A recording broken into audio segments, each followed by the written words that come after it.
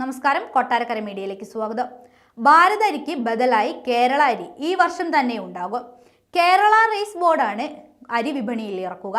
കർഷകരിൽ നിന്ന് നേരിട്ട് നെല്ല് വാങ്ങി സ്വന്തം മില്ലിൽ അരിയാക്കി വിപണി വിലയിലും കുറച്ചാണ് വിൽപ്പനയ്ക്ക് എത്തിക്കുന്നത്. അരിയിലെ മൂലവർദ്ധിത ഉൽപ്പന്നങ്ങളും വിപണിയിലെത്തിക്കും. 2 ഘട്ടങ്ങളിലായാണ് കേരള റൈസ് വിപണിയിലെത്തിക്കുക. ഇതിനായി ആദ്യഘട്ടത്തിൽ പാലക്കാടും ചെങ്ങന്നൂരുമാണ് മില്ലുകളുടെ നിർമ്മാണം പുരോഗമിക്കുന്നത്. മണിക്കൂറിൽ 5 ടണ്ണാണ് ഉൽപാദന ശേഷി. 39 കോടി രൂപയാണ് മുതൽ മുടക്ക്. ഓണത്തിനകം മില്ലുകൾ പ്രവർത്തനം ആരംഭിക്കുമെന്ന് റിപ്പോർട്ട് വന്നു. വാളയാർ മെഗാ ഫുഡ് പാർക്കിലാണ് പാലക്കാട്ടെ മില്ല് സ്ഥാപിക്കുക. പാലക്കാടിനും ചെങ്ങന്നൂരിനും പിന്നാലെ തൃശൂരിലും മിൽ സ്ഥാപിക്കും. കേരള അരിയുടെ 2ാം ഘട്ട നിർമ്മാണം പാലക്കാട് ആരംഭിക്കും. കർഷകരിൽ നിന്ന് സിവിൽ സപ്ലൈസ് കോർപ്പറേഷൻ നെല്ല് വാങ്ങി സ്വകാര്യ മില്ലുകൾക്ക് കൈമാറി അരി തിരിച്ചു വാങ്ങുകയാണ് നിലവിൽ ചെയ്യുന്നത്. സ്വകാര്യ മില്ലുകാർ മികച്ച അരി കയറ്റി അയച്ച് ലാഭം കൊയ്യുകയും നിലവാരം കുറഞ്ഞ അരി പൊതുവിതരണത്തിന് നൽകുകയുമാണ് ചെയ്യുന്നതെന്ന ആരോപണം നിലനിൽക്കുന്നുണ്ട്.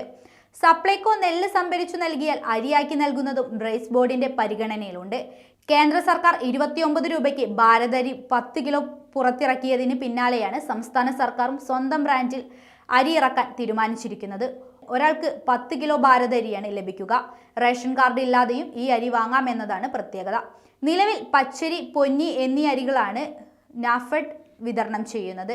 ലോറികളിലും മറ്റുമാണ് അരി വിതരണം സംസ്ഥാനത്ത് പുരോഗമിക്കുന്നത്. വൈകാതെ തന്നെ സംസ്ഥാനത്തൊടുനീളം കെ റൈസ് വിതരണം നടത്തും.